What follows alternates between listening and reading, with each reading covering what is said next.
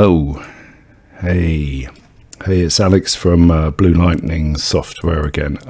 Yeah, I just wanted to roll on from some stuff I did yesterday.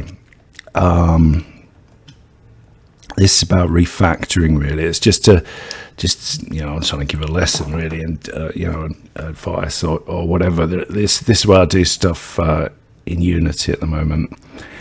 But refactoring as a skill is really useful within any computer language. I'm taking the code that was used and now I want to change it a bit. So this is just an example of that. What was going on here, this is called this kind of coroutine. I use these mo routines, it's a free library that I use.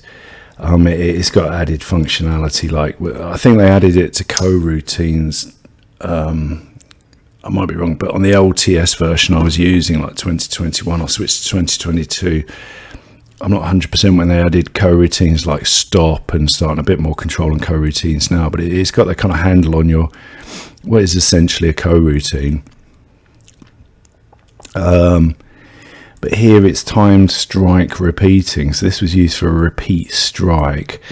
Now, without getting into too much detail about what that is, what can be achieved is that this could become a more generic. We'll add some functionality by removing it from here. We'll make this more flexible. So what I showed the other day, we changed this part, the repeat strike that is called from within this coroutine. What it's doing essentially is taking a time, dividing it by 10, and then looping through 10 times and calling this function, so which is now a delegate. So it could be doing anything. But it was kind of rigged to be a repeat strike that involved these two things. So this is where it determines what kind of timeout, what kind of a timeout action is this. Now the repeat strike was a particular type. There were less of these, so I didn't bother casing it. It'd be the same for this. What 4 options? It'd probably be the same anyway, time-wise, than doing a switch case.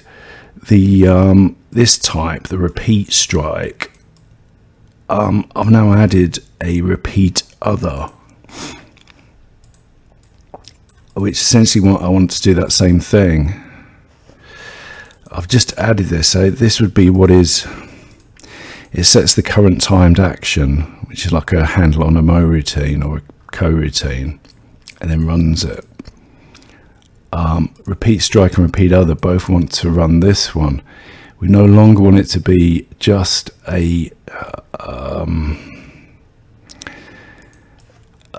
just for those things, a repeat strike, what is known as a repeat strike.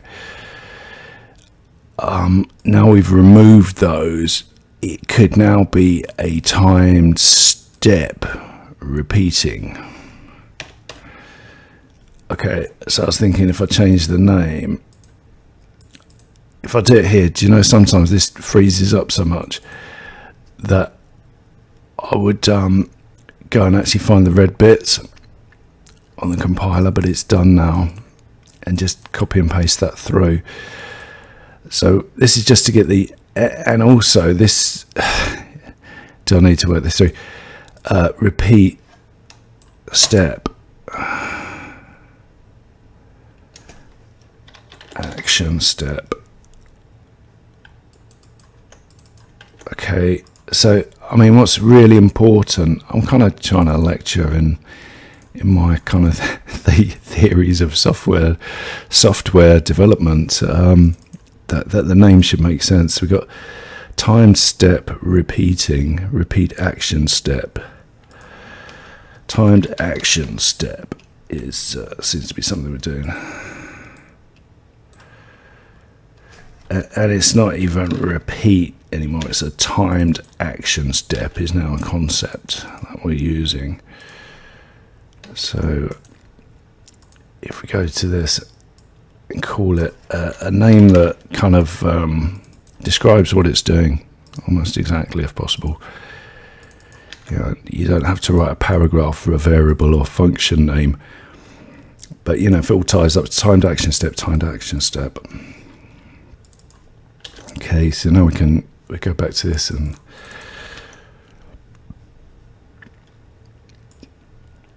that makes sense. So it's declared that timed action step. So as this declared here,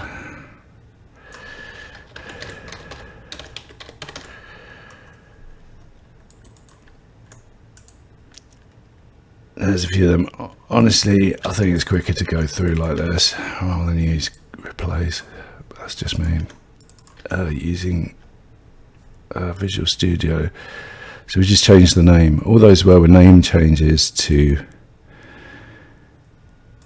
convey the idea that it's everything. The repeat strike stuff is set here now only for repeat strikes. The repeat other doesn't do that. It doesn't involve repeat strikes as such. They now both relate to this timed action step repeating timed action state. So when it runs this routine, it just goes through, calls this, which should now be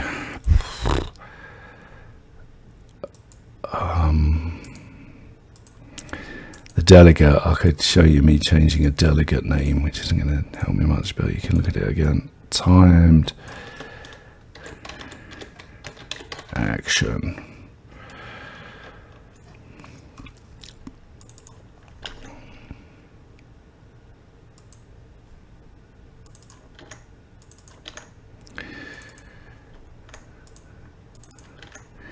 And we'll give the delegate actual name the same name. Whoops. Okay, so that's all done. That's like refactoring, in action. That's I do a lot of that, just so that I didn't have to write the whole thing again. So you just change this little bit. We've added a lot of functionality by allowing us to just change this delegate now. Could be to do anything, It's not just what those repeat strike versions were doing. It could now be doing anything. So every time it set repeat strike, set timed action, just get the name kind of correct. I think this helps a lot if you get the name total hang on, what do you call it? Yeah, so everything's it's all followed through. It's now timed action. You can set that timed action to do anything, and when this kind of state machine thing triggers it to do a timed action step repeating, is it even repeating anymore? Timed action step. I mean, it's not repeating. Timed action step. I'm trying to think of a good word, and it sounds stupid, but the word that conveys what it's doing. When you come back to it, you say, "What did that do?" Because I've totally forgotten what this stuff was doing. Then, this just helps. Like if it's got a name that makes sense, timed action step loop, and that will come up red somewhere here. We're going to replace that. Timed action step loop. Okay, I'll leave it there, but that's what that does. But it's just an interesting idea. It's about refactoring and also getting your variable names and function names all to make sense.